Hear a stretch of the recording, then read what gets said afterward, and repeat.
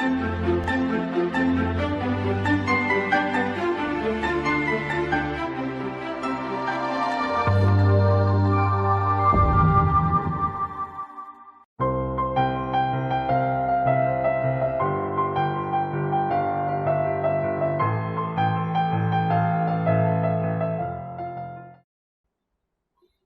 to this audio-visual lecture. Today I want to discuss the topic relevance of critical reflection, role of teachers or educators. And basically my point of discussion is meaning of reflection or reflective thinking. Both this term, reflection and reflective thinking, in my discussion I use these two terms synonymously.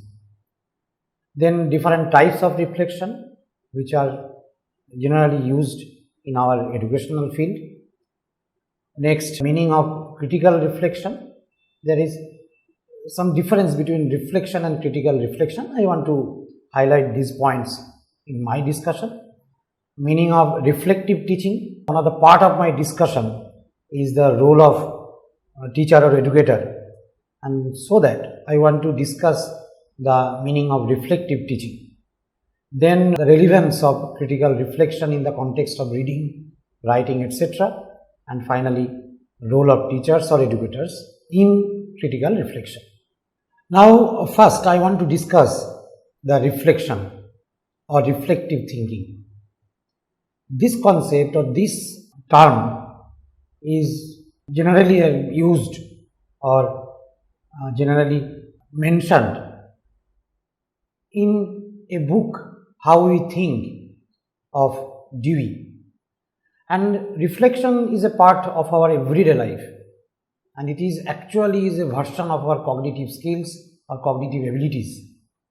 Reflection is always at work in our mind and in every work, but we are not always aware of its presence or its advantages or its contribution. Now we will discuss the meaning of reflection or reflective thinking.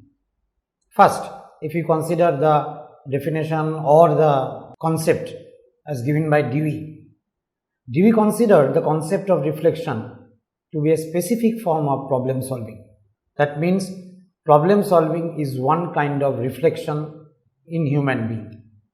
Then according to Finesse, reflection as a tool for self-assessment is an integral part of the learning process. It is the process of critically reviewing the quality of one's performance in an activity. And if you consider the definition of Baud, then we can find that reflection is an essential human activity in which people recapture their experience, think about it, mull it over and evaluate it. Then I want to discuss the different types of reflection. If you consider the types of reflection, generally we find that there are two types, reflection in action and reflection on action. But in further research, there are another types of reflection emerge out, that is reflection for action. Donald Cohn defined reflection in terms of reflection in action and reflection on action. And these two concepts mean reflecting while you are doing it and reflecting after you have done it, respectively. That means reflection in action necessarily involves experimenting, indicating that reflection is in or during the action. And later, Kilon and Todnem expanded Cohn's reflection model to include the concept of reflection for action. This type of reflection guides future action based on past thoughts and actions. It combines both the reflection on action and reflection in action. Then I want to discuss the meaning of critical reflection. And this critical reflection is the process of analyzing reconsidering and questioning one's experiences within a broad context of issues and content knowledge. And the key to successful critical reflection is getting the balance right by minimizing the risks and maximizing the learning. So critical reflection is a little bit higher cognitive ability of human being. But basically it is one kind of reflection, that means it helps us to recapitulate our previous thinking or previous work or during the work. Then I want to discuss the meaning of reflective teaching. So reflective thinking and reflective teaching, in both cases, the basic concept is reflection. In reflective teaching, this thinking is in the perspective of teacher. So if you consider reflective teaching, this reflective approach of teaching or approach to teaching is one in which teachers collect data about teaching, examine their attitude, beliefs and assumption and their teaching practices, and use the information obtained as a basis for critical reflection about teaching. That means with the help of reflective teaching, teacher tries to evaluate or examine their work or their teaching and try to rectify or modify their teaching strategy, etc. If you consider the characteristics of reflective practitioners, that means reflective teachers or reflective learner, then you can find from different research work or different citation that one is open-mindedness. And if you consider these reflective practitioners as teacher, then here teachers are supposed to introspect their own teaching behavior. And a reflective teacher does not get stuck in one's own beliefs and is receptive to new ideas, paying full attention to alternative possibilities. Besides being sensitive to the viewpoint of others and accepting their suggestions, and in short, a reflective teacher or reflective practitioners is expected to open-minded at all the times during his teaching learning process. And the second point of characteristics of reflective practitioners is accountability. That means he is accountable to some extent, obviously to the students or other stakeholders. That means it is the responsibility of teachers' actions must have a definite purpose and an obligation to consider the consequences in relation to the students under one's charge. This is the meaning of accountability, and this is one of the main characteristics of reflective practitioner. Then another point, characteristics of reflective practitioner, that is informed and conscious decision making.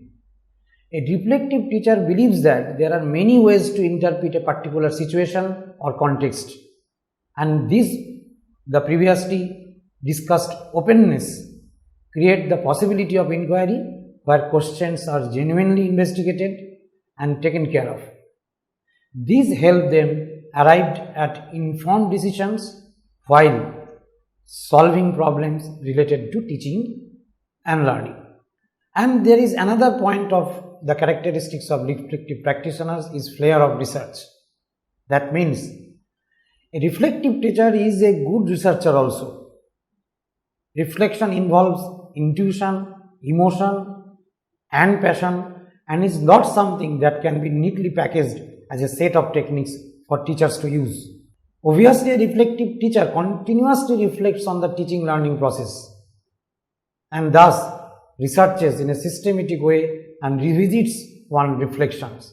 So there are various means through which a teacher can strengthen their teaching practices. Now, this is the relevance of critical reflection. If we consider the different level or different part of reflection which helps learner, this section is fourfolded. Number one, it helps learner to understand what they already know. This is individual. Identify what they need to know to advance understanding of the subject. Next, make sense of new information and feedback in the context of their own experience. Next, guide choices for further learning. And it is, if you consider this reflection or reflective thinking is on the context of reading. Reflective reading can mean reading with deep thinking about something. And it is important to reflect on what we read by analyzing and evaluating it so as to increase our understanding and knowledge. And this is the finally I want to discuss the role of teacher in reflection.